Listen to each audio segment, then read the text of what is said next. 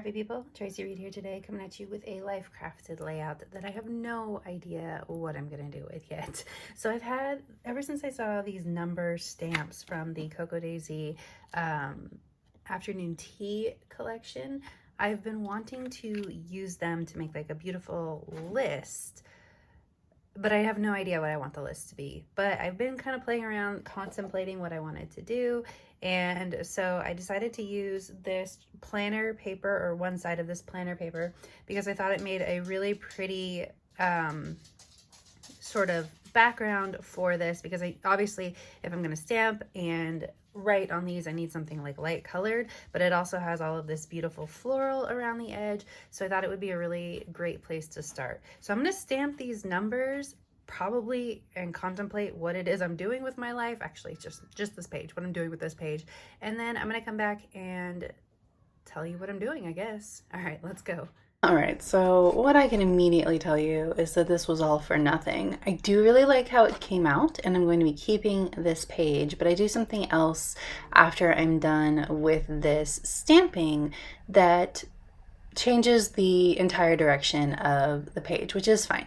I have had that happen before. It's not a big deal. I can come back to this and do something with it when I'm ready, and actually probably when I have a good idea. But I'm using Catherine Pooler inks, and I have pulled out inks that match. This yellow is a little bit too light, so I'm going to go back over it with a darker yellow here in a minute, but I've pulled out inks that will match this color scheme. And my initial thought was to like cursive write like just phrases. I didn't want this whole page to be filled up. I wanted it to just have like one scripty phrase across the 1, 2, 3, 4, 5, whatever. But I start pulling this stuff together, and I have this idea. I wanted to use the yellow, which is a bold choice with this floral next to it, but I really wanted to use it. So I had this idea to sort of block off the two florals by putting this scripty paper in between the two, and I really, really liked how that looked.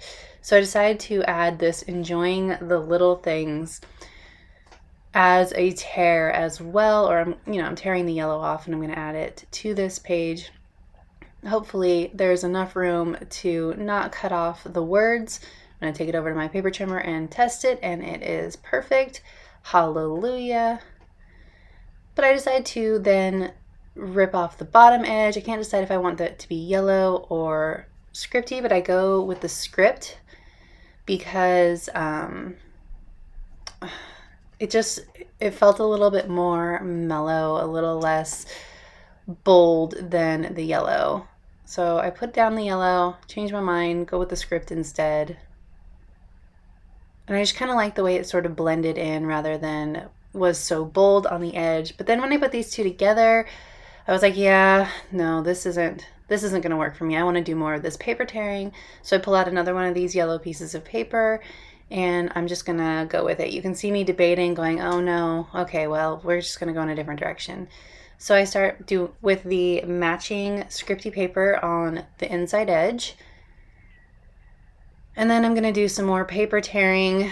And I still, at this point, don't have a idea of what this page is going to be about. I'm just playing with paper at this point, just enjoying the process. I decided to go with a pink photo mat because I know eventually there will be a photo.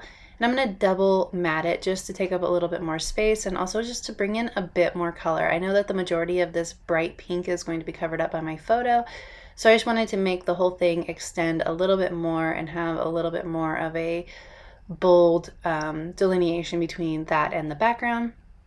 So I've just gotten out a bunch of embellishments, trying to decide, again, I don't know what I'm scrapbooking, so I'm just going with design. And so I'm trying to decide what I want to do for the design of this page.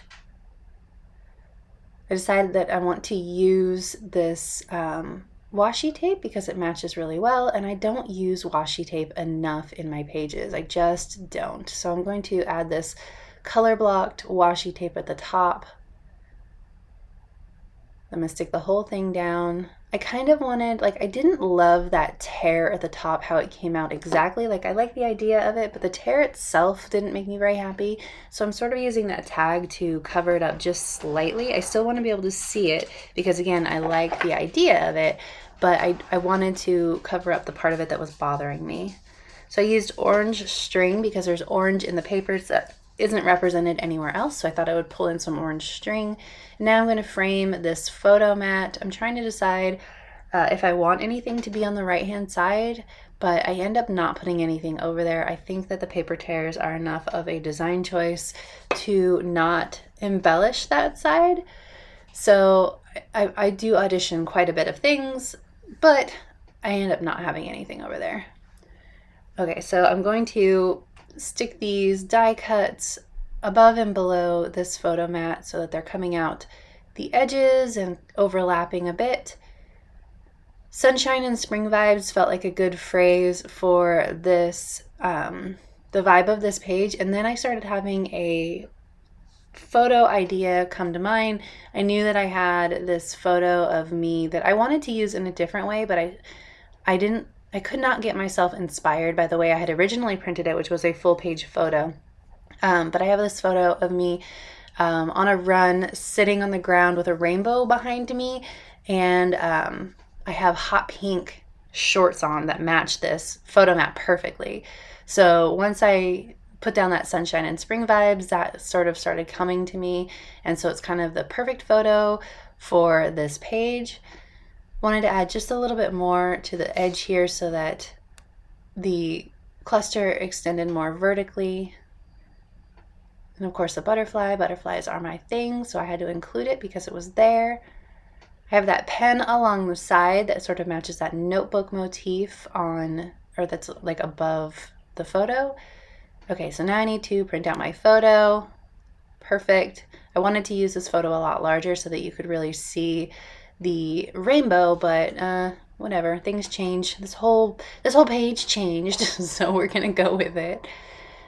All right, so we're pretty close to done here. I'm trying to figure out if it needs anything else. I don't feel like it needs too much else, so I'm just gonna stick this floral up here. I like the way that the florals are framing the photo. Oh yes. All right, the last thing that I'm gonna add is some stamping. I knew there was something that I added. I'm gonna add some stamping. First, I'm gonna add the date over here. That gives a little pop of pink to pull in the pink from the other side. And then I'm gonna use this postage stamp with this Catherine Pooler ink to just fill up the white space on that making note. I originally left it blank over there in case I wanted to add some words, but I don't think this page really needs words, so we're not gonna do that. So I'm just going to use the postage stamp and the cancellation mark, and then I'm going to call it good. So if you enjoyed this video, I'd love it if you give it a thumbs up. Let me know in the comment section below if you ever start a page just for like the love of playing with paper and decide what it's about later. If you're new here, go ahead and subscribe. I'd love to have you. If you don't already, you can follow me over on Instagram. I'm at Tracy M. Reed. I'd love to see you over there as well. There's a link to Coco Daisy in the description box below, and I will see you next time. Thank you.